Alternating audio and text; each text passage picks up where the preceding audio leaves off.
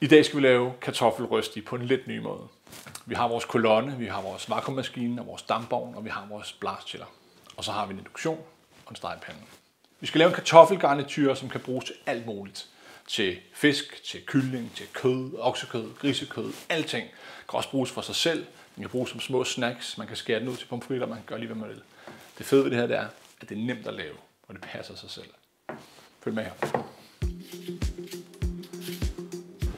Vi starter med at lave sådan en ring rundt i toppen her. Hele vejen rundt. Der.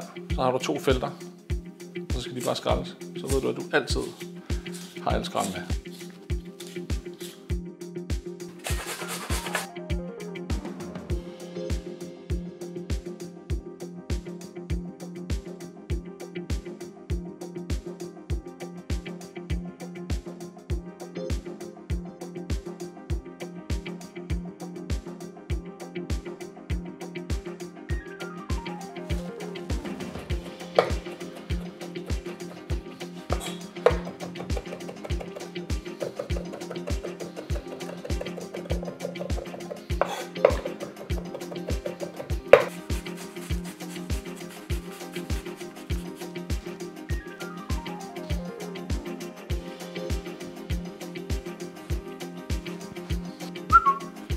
Husk dobbeltfold. Altid dobbeltfold.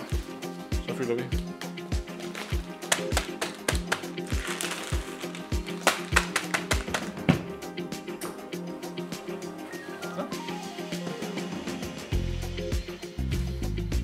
Allerede flot, ikke? Faktisk. Kartoflen er klar. Nu skal den bare i dampovnen, og så er det tid, der skal gøre det. Så er vi færdige. Vi skal have indstillet ovnen til damp. Så tager vi der. Det er den her funktion. Vi bruger 100 grader, så vi får tilberedt vores kartofler, og den skal have 40 minutter. Og når det her felt er helt rødt, så er ovnen klar til at blive brugt. Men det fede er, at det fortæller den os også. Så står der nemlig insert food. Vores kartoffel er færdig om 1 minut, så nu tænder jeg lige for blastchilleren, så vi kan komme hurtigt i gang med det. Vi trykker på blast chilling, recipe, den bruger vi. Så går vi over på den, der hedder fruit and veg. Trykker på det. Whole bruger vi i det her tilfælde, og 1 kilo, for det er det, vi bruger. Og den er varm, når den kommer ud, så derfor så sætter vi den bare til det. Der står, at cyklusen skal være 48 minutter. Det passer fint. Så starter vi den. Så om 1 minut, når den er færdig, så kan vi komme direkte ind i en blastchiller, der er i gang med at køle ned. Så det er perfekt. Man passer på fingrene, når man åbner dampvognen. Og hvis man bruger briller, så er det nok tage med. Vi har her vores kartoffel. Den er dejlig varm.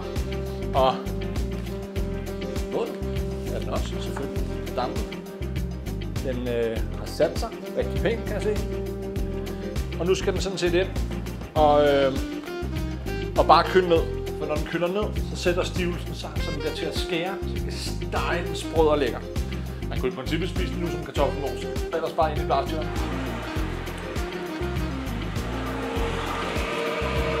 Jeg tjekker lige vores kartoffel midtvejs i det her projekt. Bare lige for at se, om den har sat sig. Og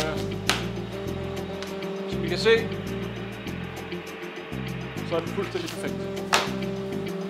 Så kan vi bare slukke på det her apparat. Nu er vores kartoffelrøsti, eller kartoffelbase, færdig.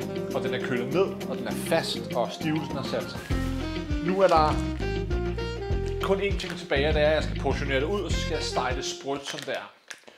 Men jeg kan også bare putte den her ind i mit køleskab og lade den ligge, indtil jeg får gæster, indtil jeg har brug for en lille snack, eller indtil jeg i løbet af ugen får travlt. Det her, det er en fantastisk lille ting at lave, og have liggende i sit køleskab, og det kan holde sig i op til 60 dage, og man kan tage det ud, når man har brug for det. Så det her, det er altså to-do-listen, når man har brug for at være foran i sin madlavning, og der er vores Ilve-kolonne fuldkommen genial simpelthen. Og det her, det er virkelig, virkelig, virkelig smart. For hvem kan ikke lide kartoffelrøsti?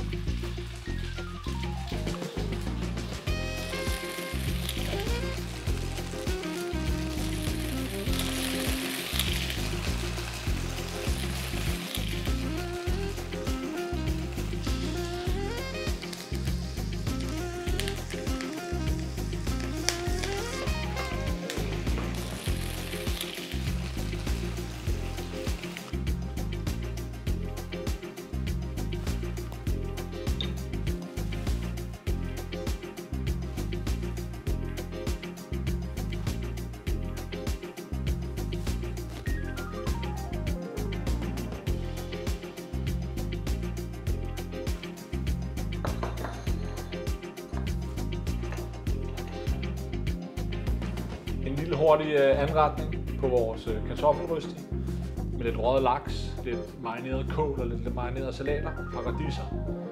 Super simpelt, taget ud af køleskabet, fordi vi var klar. Velbekomme.